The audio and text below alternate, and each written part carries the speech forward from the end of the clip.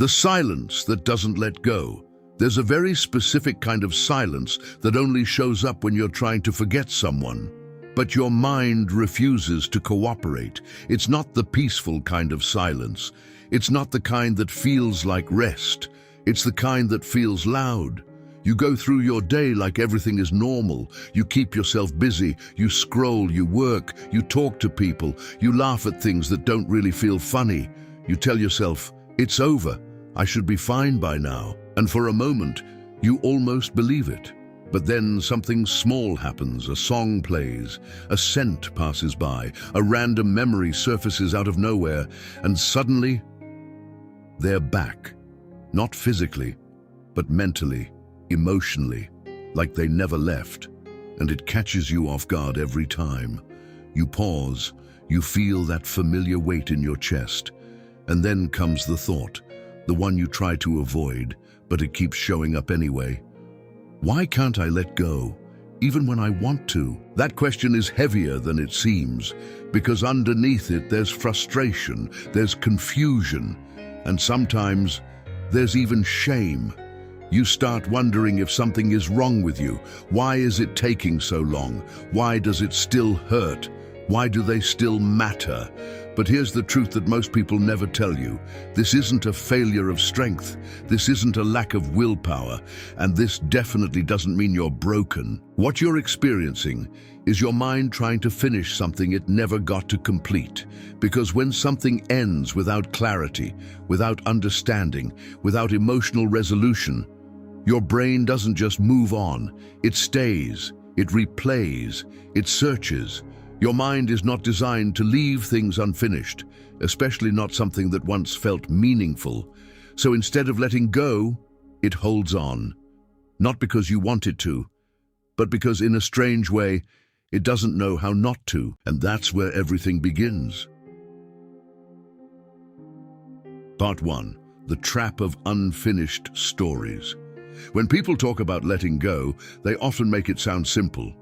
Just move on. Stop thinking about them. Focus on yourself. But what they don't understand is this. Your brain doesn't work like a switch. It works like a storyteller. And storytellers hate unfinished endings. In psychology, there's something called the need for closure. It's the mind's natural desire to make sense of things, to understand what happened, why it happened, and how it all fits together. When a relationship ends cleanly, with honesty and clarity, your brain can slowly accept it. It processes the experience, stores it as a memory, and begins to release the emotional charge attached to it. But when there's no closure, that's when things get complicated. Maybe they left suddenly. Maybe they changed without explanation. Maybe you never got to say what you truly felt. Or maybe you said everything and still didn't feel heard. So your mind starts doing something very human. It starts filling in the gaps. You replay conversations again and again, searching for hidden meanings. You imagine different versions of the past, what you could have said, what they could have done differently.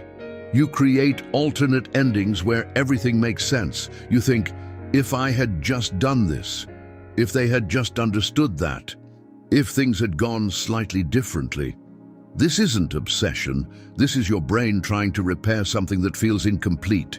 Because to your emotional system, an unanswered question is not neutral. It's a loose thread, and loose threads pull attention. That's why time alone doesn't heal this kind of pain. Time without understanding just creates repetition.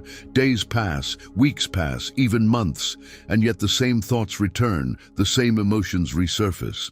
Not because you're stuck in the past, but because your mind is still trying to finish it. And here's the shift that changes everything. You're not holding on to the person. You're holding on to the lack of an ending that made sense. Once you realize that, something inside you softens. Because now it's no longer about blaming yourself for not moving on. It's about understanding what your mind is actually trying to do. And once you understand the problem correctly, you can finally start healing it the right way. Part 2. Your body remembers what your mind wants to forget. There's another layer to this that most people overlook. Letting go isn't just psychological, It's biological. Because even when your mind says, "I'm done," your body might still say, "I'm not." Your nervous system doesn't operate on logic. It doesn't understand timelines or intentions. It doesn't care about the promises you make to yourself late at night when you decide you're finally moving on. It only remembers one thing: what felt familiar, and familiarity is powerful. At some point your body learned that person. It learned their voice, their presence, their energy. It learned how they responded, how they comforted, how they showed up or didn't.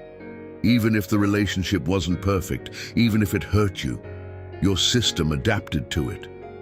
Because the human brain would rather choose familiar pain than unfamiliar peace. That's why you can miss someone who wasn't always good for you, because your body doesn't separate safe from known.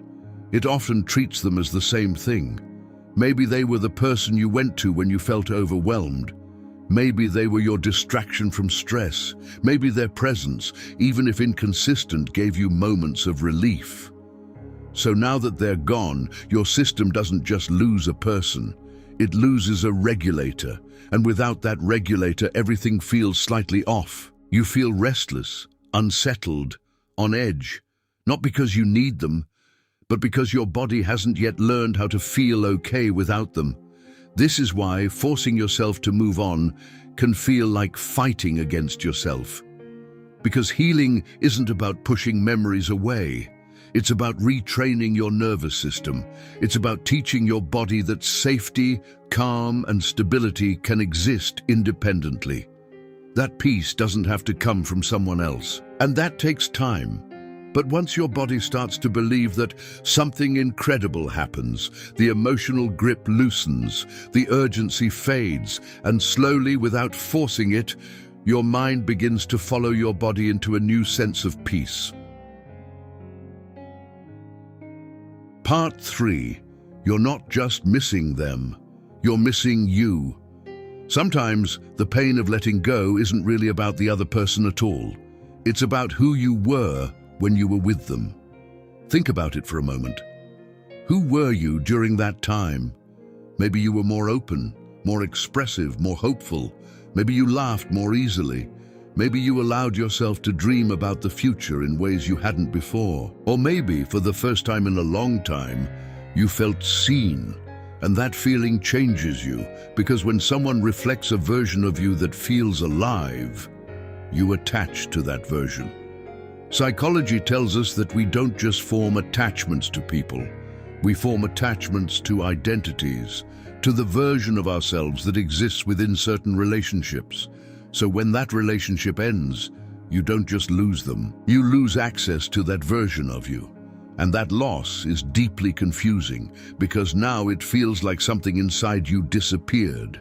You look at your present self and think, where did that version of me go? And your mind starts reaching back, not necessarily for them, but for who you were when they were there. That's why memories hurt so much, because they don't just remind you of the person. They remind you of a version of yourself that felt more alive. Letting go, in this sense, is not just about releasing someone. It's about grieving a version of yourself. And most people skip that part. They try to move forward without acknowledging what they've lost internally. But healing begins the moment you allow yourself to feel that loss fully. To recognize, yes, I was different then. Yes, I felt something real. And yes, that version of me mattered. But here's the part that changes everything. That version of you isn't gone. It was created by you. They may have brought it out, but it was always yours, which means you can rebuild it, not by going back, but by becoming someone new who carries those same qualities without needing them to exist. Part 4. Why you still hold on, and how you finally let go. There's one final piece to this, and it's the reason why, even after everything, a part of you still struggles to let go. It's not just about closure. It's not just about your nervous system. It's not just about identity. It's about meaning. As humans, we struggle deeply with pain that feels pointless. When something affects you deeply, your mind refuses to accept that it was all for nothing. So it searches. What was the lesson? Why did this happen? What was I supposed to learn? And until it finds an answer that feels meaningful, it keeps going back, replaying memories, reanalyzing moments, trying to extract something valuable from the experience, because if the pain had meaning, then maybe it was worth it. That's why letting go doesn't happen when you forget. It happens when you understand, when you can look back and say, this taught me something about my boundaries. This showed me what I truly need. This revealed parts of myself I wasn't aware of. And once that meaning becomes clear, something shifts. The emotional intensity begins to fade. The need to revisit the past weakens because your mind no longer needs to search. It found what it was looking for, and in that moment, letting go stops feeling like loss. It starts feeling like release, not forced, not rushed, but natural, because your system has finally completed what it started. So if you're still holding on, it doesn't mean you're weak. It doesn't mean you're broken. It means your mind is still trying to understand something that mattered. And once it does, you won't have to force yourself to move on. You'll just wake up one day and realize you already have.